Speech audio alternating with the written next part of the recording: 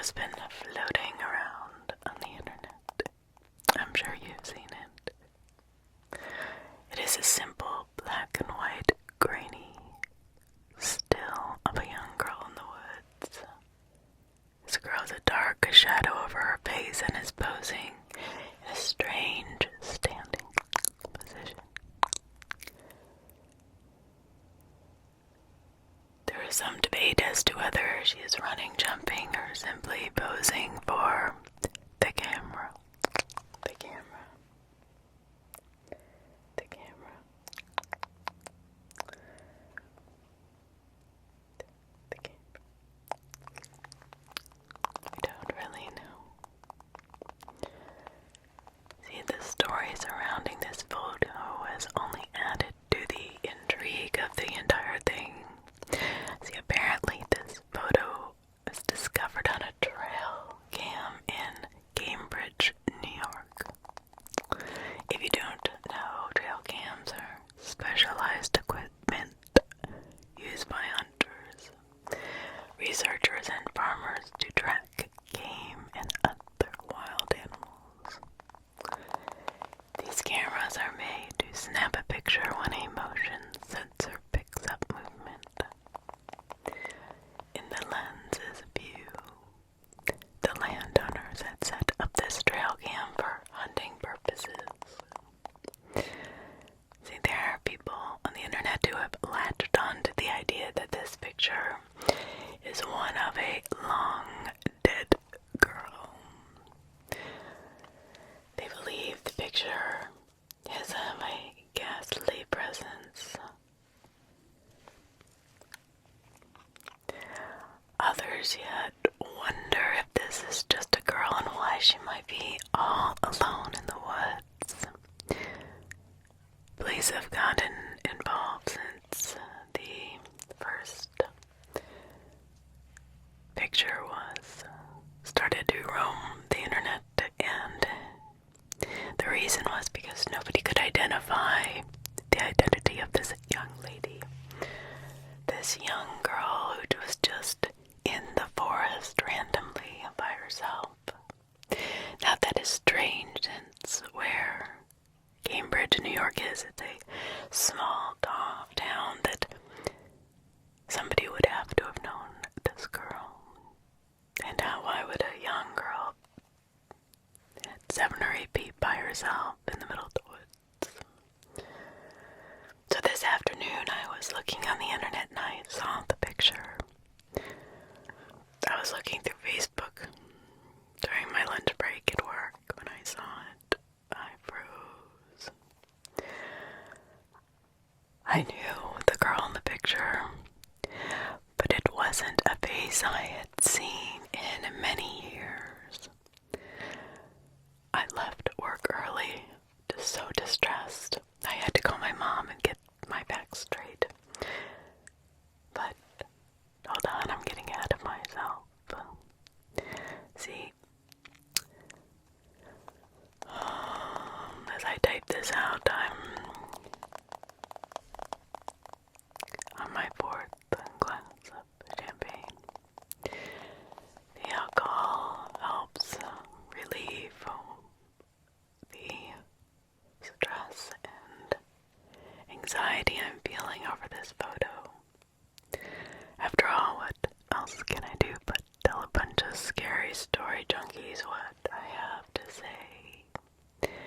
Nobody is ever going to believe me. Anybody. Nobody, anyway. There's nobody I told believed me. Anyway, I'm rambling.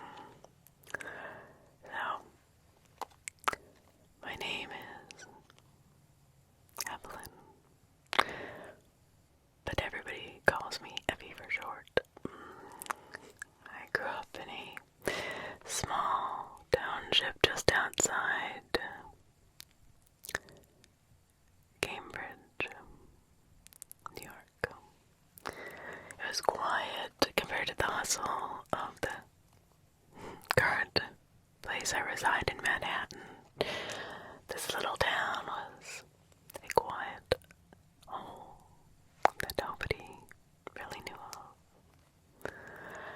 sure more people live in my apartment building than the entire city I grew up in, or the town. My best friend, yeah, her name was Amy. She was so fun, brave, and adventurous. Oh, I laugh when I think about her now and smile. God, I have not thought about her in years. You know, you could probably say Amy was my first love. Of course, at our age. I mean, we were too young to see it that way, but isn't that how you always see friends from the past? They are a grainy photograph in your mind's eye, almost a caricature in some ways. You just remember all of the good times and none of the bad.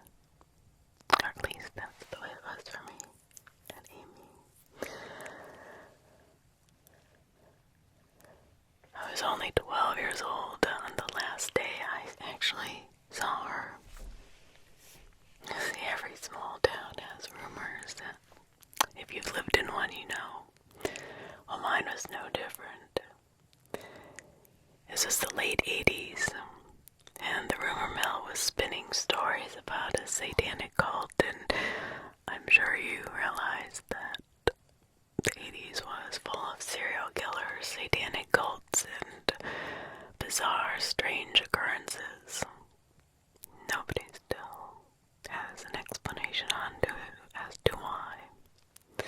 But if you've ever heard of a cult story, I'm guessing you have, then these stories were nothing too shocking. Basically rituals in the woods, animal sacrifices, evil chants overhead in the trees, you know, the usual. These were the stories that spread from child to child, and unbeknownst to me at the time, adults heard them as well.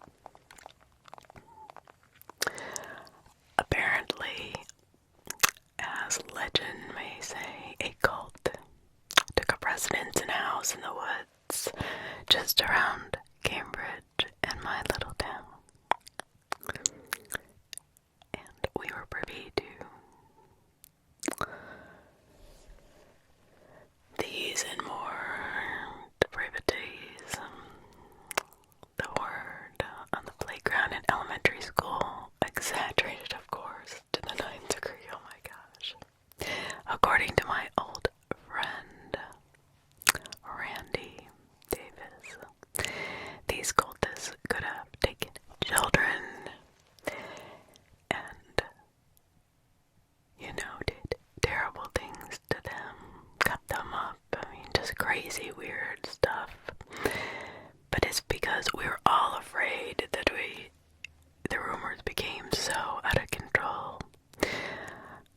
I really had no idea what some of the words meant, but it sounded really bad. After they were done, they would kill you and use your body to make cranberry juice or drink your blood, or, you know, the worst juice you could possibly think of when you were a kid. But these are all elementary school stories that were just a fiction, made up gossip. I know this sounds crazy and probably really silly, but you have to understand, this is what we thought about. And we thought these supposed cultists were real at the time. We were kids in the 80s in a small town. We had no internet, of course, nothing much to do, and we were more sheltered to the realities of the world than today's kids. If I had even a clue as to what was really out there, I don't know. Anyway, getting ahead of myself again, back to Amy. So, Amy and I were friends since a week before kindergarten.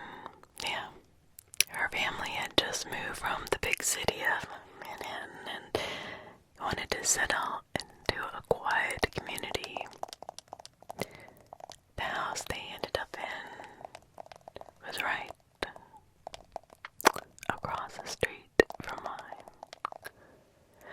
the same age as Amy, and we became best friends. BFFs, you'd say today, I guess. We stayed over with each other, ate dinner at each other's houses, and did virtually every single thing together. By first grade, our parents would joke that they shared a pair of daughters, that we were born twins from different parents, things like that. But in the summer of 1989, we were both 12. It was the summer between 5th and 6th grade, you know, the bigger year, where all your hormones change, and when you head back to school, everyone looks like a different person. Well, we were headed to 6th grade. In our district, this was considered a middle school. This year would be all about lockers and class schedules and, of course, puberty. Boys. At this point, though, that we were not scared to go off into a school with the bigger kids. Transition just meant change for us. We had each other. 4 of our 7 classes were together, and we were really excited to see what 6th grade was going to be like. We had homeroom together. We got to eat lunch together, which was really nice. I think every middle schooler's worst fear is sitting alone at the lunch table. But we knew we would not be alone. Or at least that's what I thought. And the week before, I guess it was, thinking back, started back up.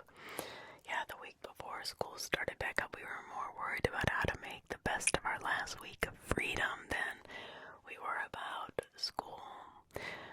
But of course, we had to get new school clothes and school supplies, and which made us even more excited to start middle school. And however, there was still, at this time, the looming cult stories that were growing bigger and bigger the closer we got to fall. On the Friday, just before school was scheduled to start, I woke up lying next to Amy in her bed. She was fast asleep. I remember watching her sleep and thinking about how pretty she really was. A part of me wanted to kiss her, and it would have been so much easier if she had just been a boy. It was my best friend. Looking back, I guess it's only natural I felt that way. I think it's a very confusing time in everybody's life. They think back, whether they admit it or not. As I lay there, a clatter came from downstairs. Amy had a huge family. Yeah, I was an only child, but yeah, she had a big family, which made me feel at home always. Couple brothers, couple sisters, a dog, a cat, parents. And there was really seldom moments where it was ever quiet time in Amy's house after 7 a.m. Amy slowly opened her eyes and stared at me, kind of shading her eyes from the morning sun that had started to seep through her blinds into her bedroom, right into her eyes. As the sun rose, I could see the sunlight beams hit her dark hair. Creeper, Amy haunted me. Yeah, I guess I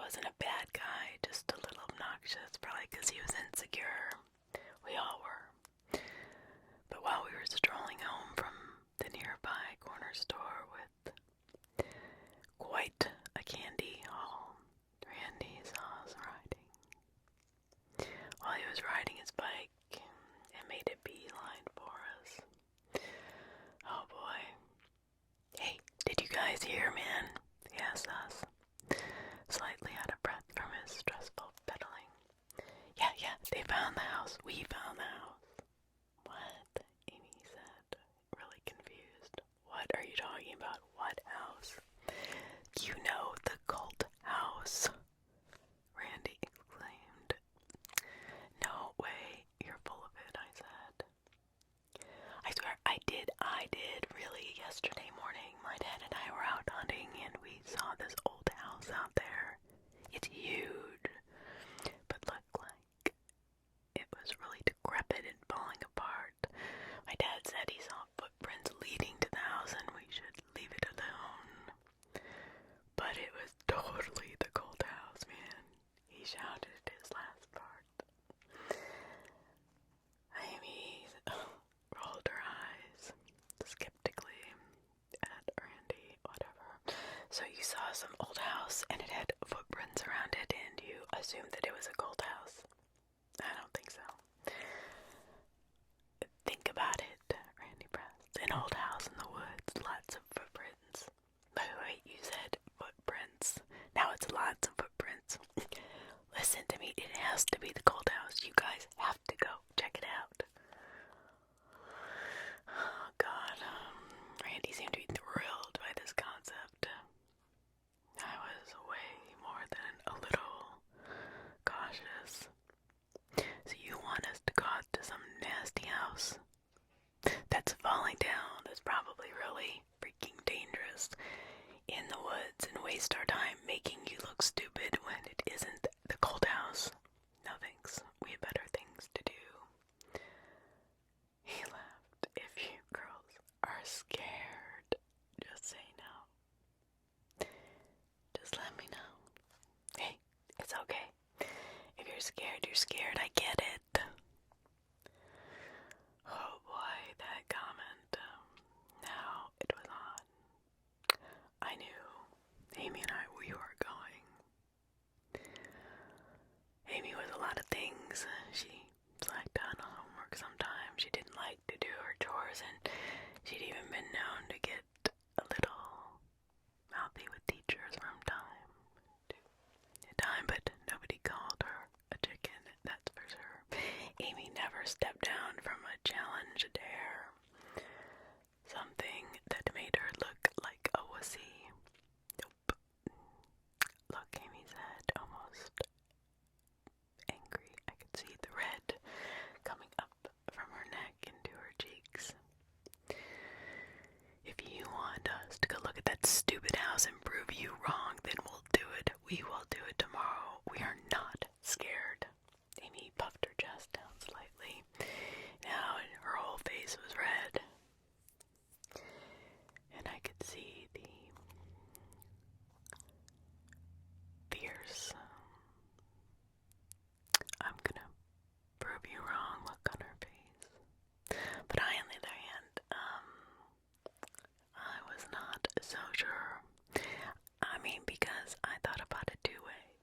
Look, I thought about, well, what if it is a cold house? I don't want to be out there by ourselves. And secondly, I don't want to be out in the middle of the woods where it's all dirty and nasty. And then I remembered, hey, Amy, I thought we were going to the mall with your sisters tomorrow. Oh, come on, seriously. We can get ice cream and pretzels anytime. Besides, this moron needs to be taught not to believe everything he thinks he sees is what the rumors hold.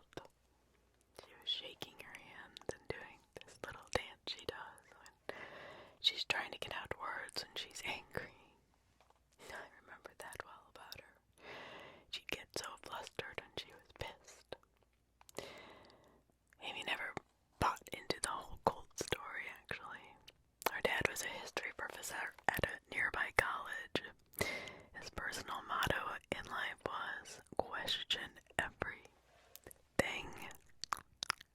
Something which had definitely rubbed off on her. When she heard these cult stories, her dad had told her that many small towns make up stories about things that go bump, bump, bump in the night, in the night, in the night, in the night, in the night. But these stories were seldom true, and anything of merit he promised her. Amy saw the story as nothing more than pure baloney. A bunch of BS. But I'm less rational about the cult stories looking back. If you asked me directly, I would have said I did not believe the stories, but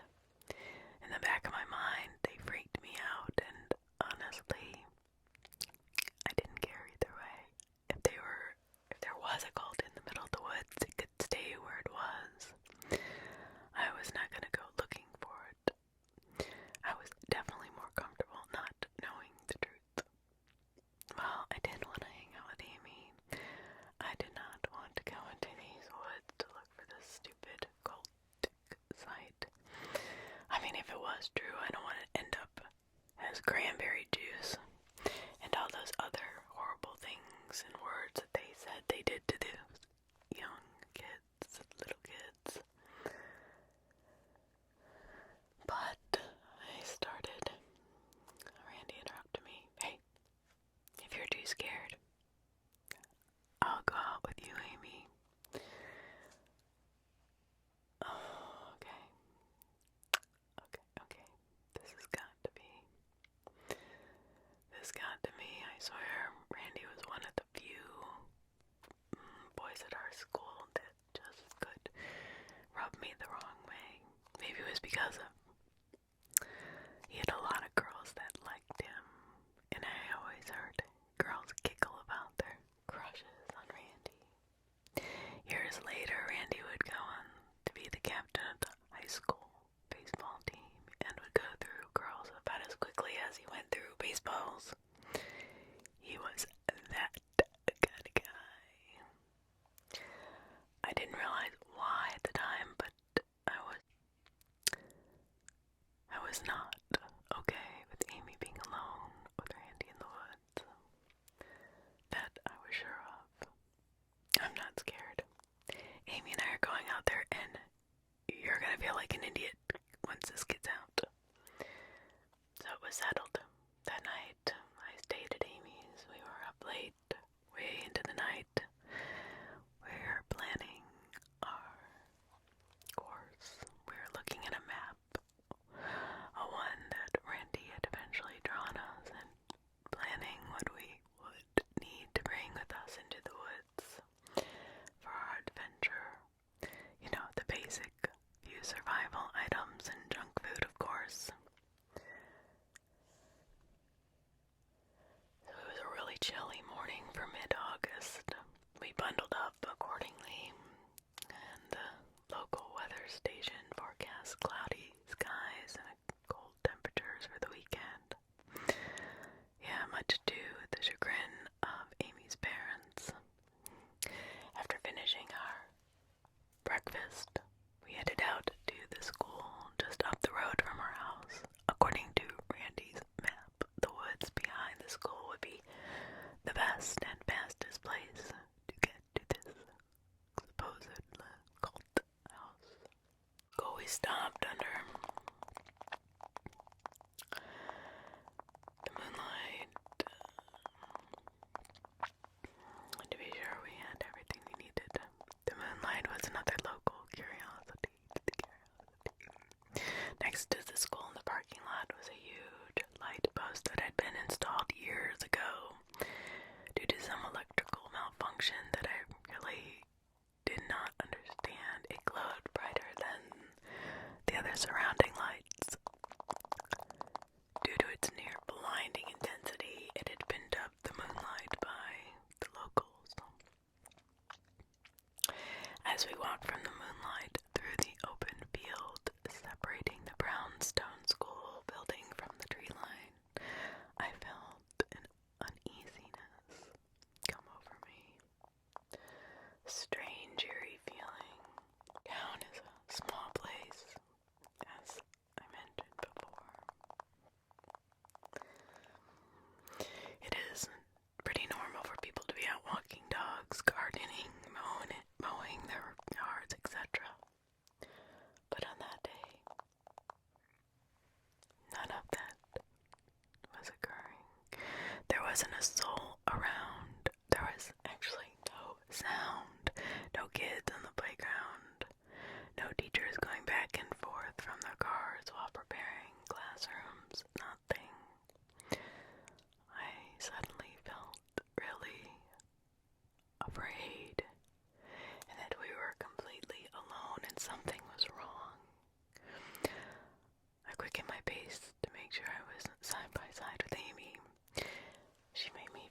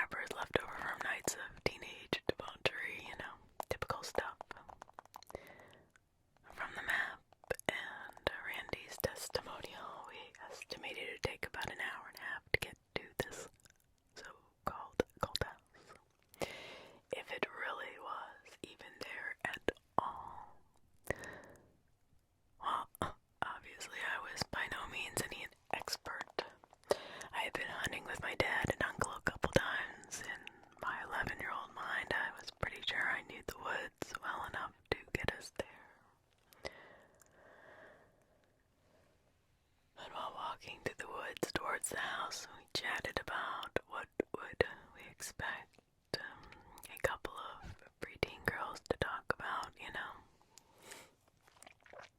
We were just chatting about what movies we wanted to see, which girl did we hope would not be in our classes, how would we rub it in Randy's face when we proved him wrong, you know, that kind of stuff. But eventually our minds started to turn toward the cult stories and all the rumors we've heard over time. I said, did you hear the rumor that Principal Van Dryken is in the cult? Or so they say. Amy left. Yeah, and so is the librarian and the janitor. Yeah, my dad too. The historian. Really? Your dad? I laughed. Who said that? You rolled her eyes at me.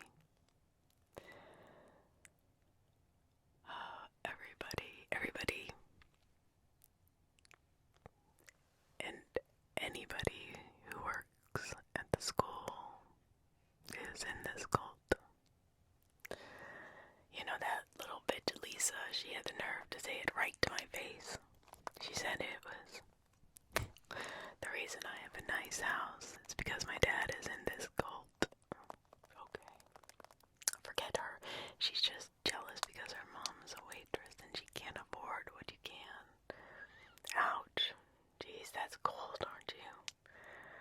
Anyway, we both burst into a fit of hysterics.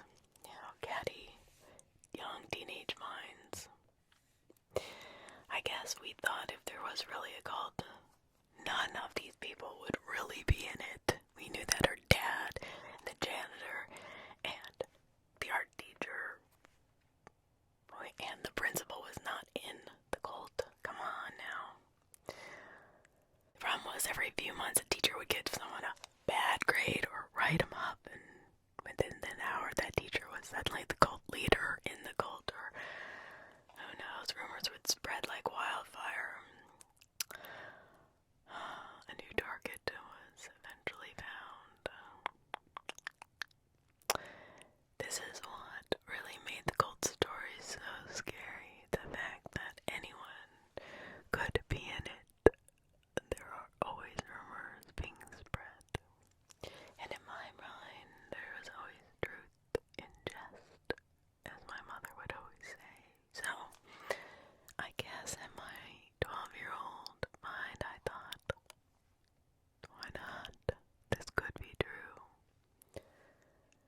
His stories were to be believed. Just about everybody in the town could have been a cultist at one point or another.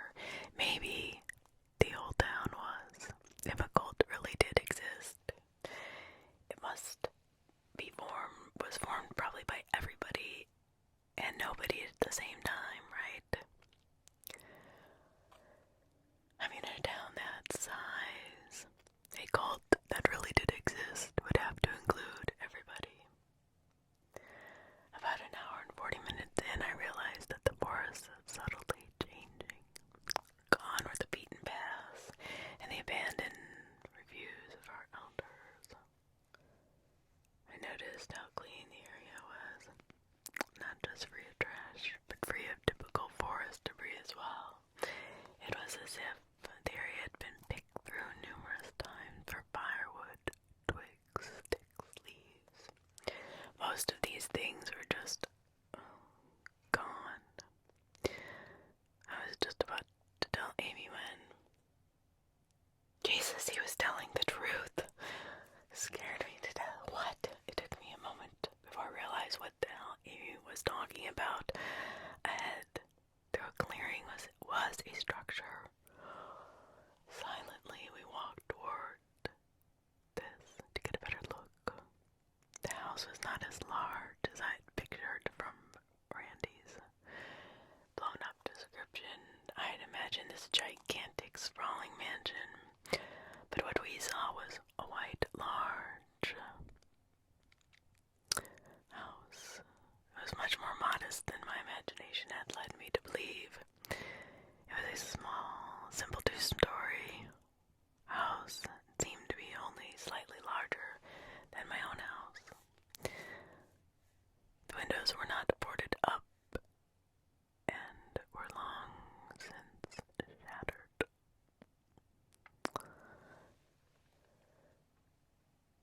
seemed to have once been a pale blue, but much of the paint seemed to have chipped away, revealing splintered wood. There was no front door. It looked a lot like the old house from, well, Leave It to Beaver in a way. If that house had been abandoned for decades and in the middle of the woods. In front of the house was a large fire pit. "Oh, damn," he said. "Yeah," I responded. "Yeah, he was right. So what do we do now? Go tell him he was right." "Well, let's go inside and take a look. It looks like the cultists are not home," she smirked. "Amy, we saw it. It's really here. Can we just go? This is really freaking me out." "No way. We came this far. We at least need to find a souvenir to prove we did it. You know, he'll never believe us, and he'll tease us that we were too chicken to do it, or else we would have brought him something to prove that we were here." "Alright, you make a good point. Are you sure? Are you positive that nobody's here? Because I'm not." I could feel my heart pumping. I couldn't explain why, but I was freaking terrified. Every single adult had always told me that the stories of a cold house out in the woods were just stories, but yet here was this huge house that nobody knew was here. Nobody acknowledged was here, or was this really the cold house? Part of me was afraid that at any moment someone would jump out and grab us. "Look, I didn't hike through the woods for nothing. If you want to sit out here like a baby, fine, but I'm going in." Amy turned away and started into the house. I stood there and I watched her walk away. I felt my dread deepen. I was more afraid of being alone, but I was even more afraid for Amy. My best friend was going to certain doom, and I could not stop her. At that point, I just wanted to cry, scream, yell, run. "Amy, please," I shouted. Amy stopped and turned around to look at me with anger in her face, her cheeks getting red. I could feel a tear run down my cheek. "I'm really, really scared. Please," I trailed off. Amy saw the look on my face and smiled. Inside, her face softened. The redness went away. I saw her look back at the house, toward the porch. Sitting on the porch was a smooth, black stone. Hey, look at this," she said as she bent over to pick it up. "Do you know what this is?" "No," as I wiped the tear away. "This looks like a pretty good souvenir. Let's get going. Come on." I smiled, relieved, as Amy walked up to me. She pulled me into a hug and apologized. I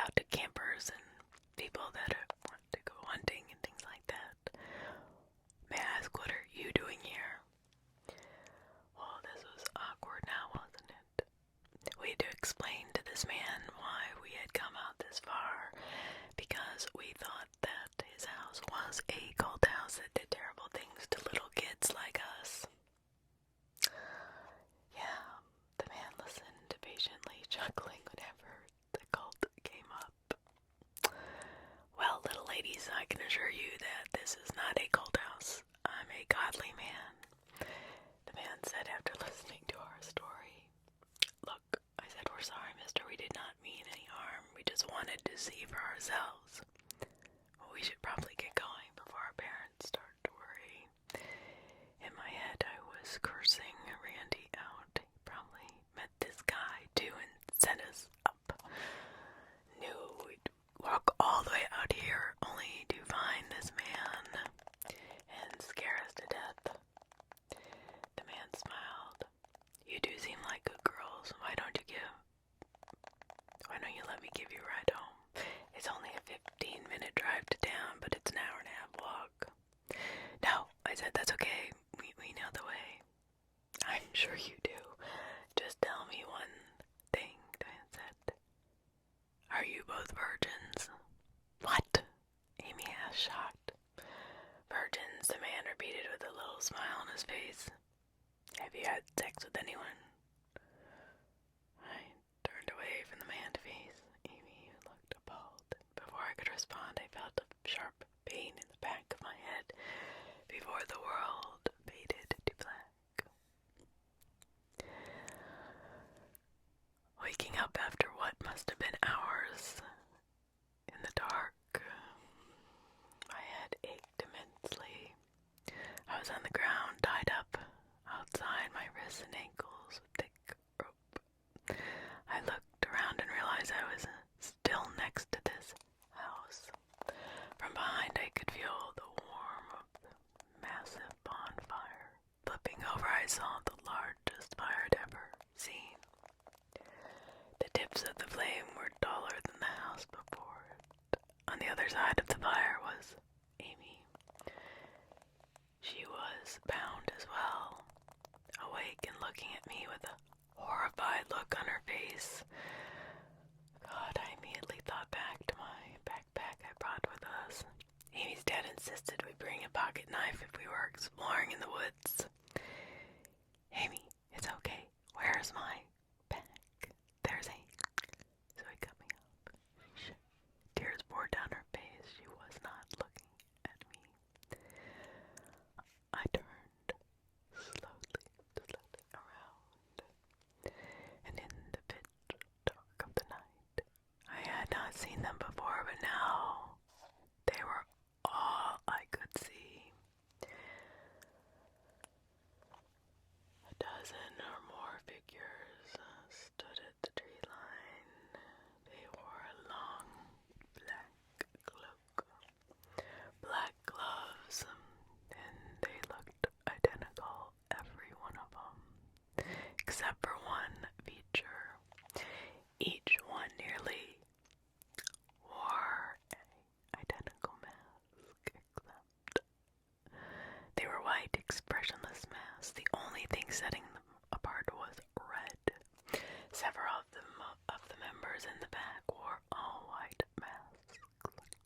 The rest had varying number of red dots painted on the masks.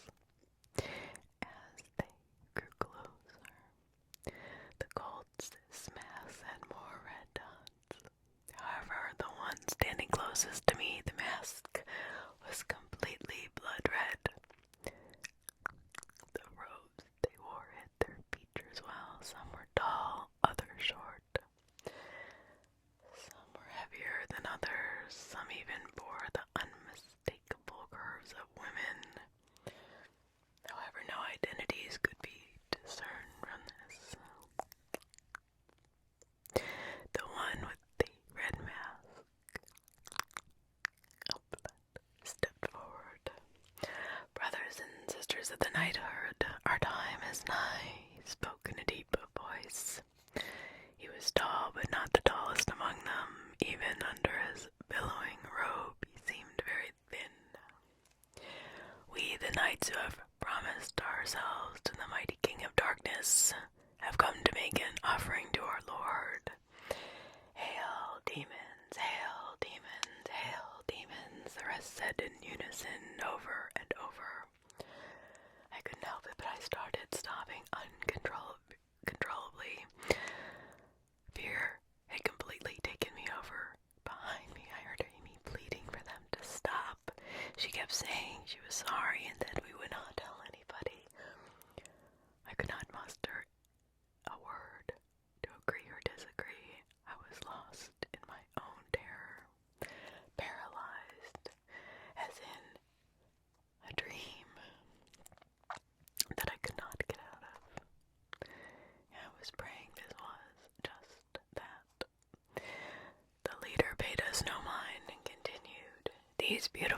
shall make a glorious sacrifice for the coming of our Lord of the Wood. Hail, demons, hail, demons, hail, demons. The group converged and circled around us in a loose circle. We make an offering to you, O Lord of Darkness. And they started to chant in unison, in a sing-song fashion, in a tongue I could not understand. Something like somos domini diminius noster debrius. Something at do is a benediction enhance place domine munus primarium. Sit vobis femens antenniras a pretapart. Ambules internos usque antennarium. This continued again and again. I'll never forget it. Not that I even knew what the words were, but I can still remember the basic sound of each one over and over in my head. They continued on and on for minutes, for hours, days. I was lost. The rhythm took me in, hypnotized me. I almost would compare it to being, I guess, drunk. My head swam. It made me feel so tired. So tired. When the chanting eventually did stop, the group cried out in one final unison, "Hail, demons!" With everything that had happened thus far, this was the most horrifying event of my life, or anyone's life. I just laid there, listening to their chant, knowing I was going to die, knowing Amy would die as well. This is a terrible realization for any 12-year-old to be faced with. What next happened was even worse. Finished with their chanting, the cultists were ready for us. Every one of them looked like they hoped that whoever is hearing this isn't an adult. But regardless, you're not stupid, and I'm not going to sit here and spell it out. Needless to say, every one of them took turns using us in every way imaginable. The men, the women, all of them. I tried to fight it at first, and I think Amy did too, but after a while, the futility of it all just set in, and I was just waiting for it to be over. And I wanted to be dead. Eventually it did end. Afterward, the man in the red mask walked over to the house and procured a black goblet. He walked over and ordered me to drink from it. I should have resisted, but fought, struggled, I don't know, something, but I had nothing left in me to fight with. I was nothing, empty, hollow. I leaned my head forward and sipped the vile black liquid. Tasted like rotten eggs mixed with fire. I can't really explain it. The liquid burned me from the inside. The pain was maddening, worse than anything I'd ever felt. I was dying and I knew it. Finally, I knew I was dying. I vaguely remember hearing Amy scream my name as the darkness took me. I was still screaming when I lost consciousness. When I woke, I heard crying, sobbing. My head ached and my throat burned. I looked around to my surroundings, trying to understand what was going on. The remains of a small campfire lay before me. He told me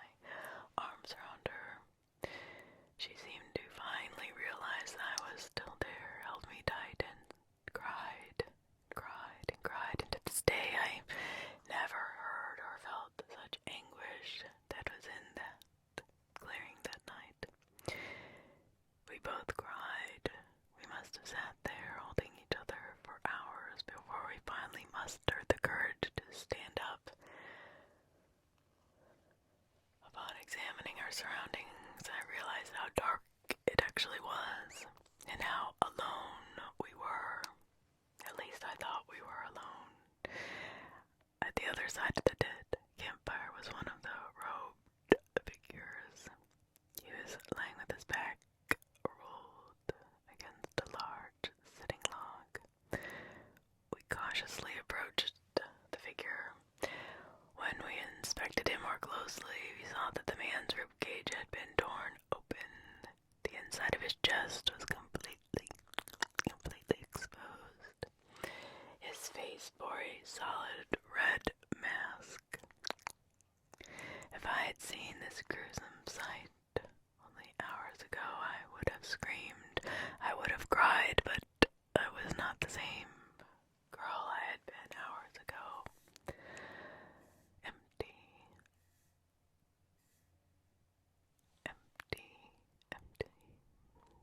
I became aware that Amy was holding my hand. I looked at her and she seemed to have regained some of her strength. Okay, she asked. Yeah, let's go home, I responded. Having been in the woods a lot, I had a fairly good idea of where people like to camp. This gave me a rough idea of where we were. So I picked a direction and we started walking. For about half an hour, we just walked silently, hand in hand. Eventually, I heard Amy say, "I'm so sorry I dragged us out here today." I stopped, pulled her back and faced her. I wanted to scream that it was her fault. I wanted to scream that it wasn't her fault. But I had nothing. I was empty, hollow shell of who I was. So instead of saying anything I was going to say, I just said, "Alright." It was shortly after that, through the brush, we saw a huge bright light in the sky. The moonlight, I could hear Amy smile as she said it. Then I heard it. It started as a noise off in the distance, crunching, trampling, pounding. It sounded like some large animal was charging through the forest straight at us. We did not wait to see it. I took Amy's dark hand and started running harder than I ever had. After our ordeal, I did not think we could run like that anymore. But we charged recklessly through the brush, but despite our haste, the stomping grew louder. Right behind us, the pounding was now accompanied by a monstrous roar, a roar which would send beasts of any kind fleeing in terror. The moonlight grew brighter. I could see the edge of the tree line and feel the heat of the hot breath of this demon against my neck. The rancid air smelled of rotten eggs and fire. I burst forth from the woods like a swimmer out of the water, gasping for air. I keep charging forward with every ounce of my strength before collapsing under the gorgeous majesty of the moonlight. In that exact moment, I thought I would die here. The sound stopped. I just lay there panting, cut and bruised from my charge through the brush, bleeding. We had experienced the worst trauma imaginable, but Amy and I made it out alive. But my hand was empty. Amy, I asked, panting breaths. Amy! I started to scream, but she was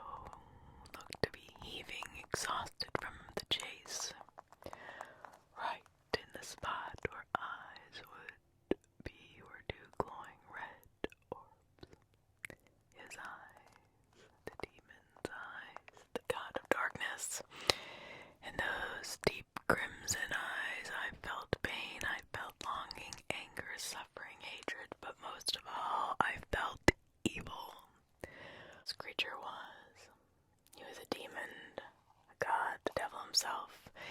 He wanted to kill me. I felt the pull of its lustful desire for my blood at the time when I should have no understanding of what that meant. I was not meant to escape. I stared for about a minute, cursing whatever it was that stood in front of me, hating it, however. Faced with this evil for the depths of hell, I was filled with even more terror than fury. And all of a sudden, the entire tree line flashed red, then blue, then red again. I heard a car pull up and screeched all behind me. I turned to see a police car. I looked back at the tree line, and the shadow was gone. Amy had been gone for 3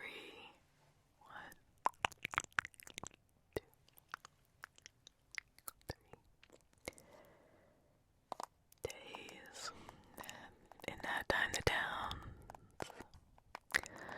of Cambridge and my small town had been completely upturned. Police from every neighboring city had volunteered to come and help find the 2 missing girls. After I was found, I was taken immediately to the hospital, questioned by police, my parents, detective, Amy's parents, and more police, and more police. I told them everything I could. I did not have the strength to hold back. Randy, the house, the attacks, waking up next to Amy, the beast running, the eyes, the death, the chanting. It was not until 2 pieces of evidence were discovered that my story gained some tiny shred of credibility. First, my rape kit came back positive. Second, a heavily mutilated, robed body was discovered at the campsite in the woods. His identity was never uncovered, or never revealed, should I say. Yet they never found Amy. Never found her. Eventually determined by the police that a group of cultists had kidnapped and taken serious advantage of 2 innocent girls. The group then killed their leader, left 1 girl for dead, then stole away with the other. That's what they told me, and they told me that I never saw Amy after our assault. And I certainly never saw a beast. It was all made up to cope with the drama. And for a long time, that was the story I even believed. With my shattered mind, my empty soul, I created a horrible story to cope with losing my best friend.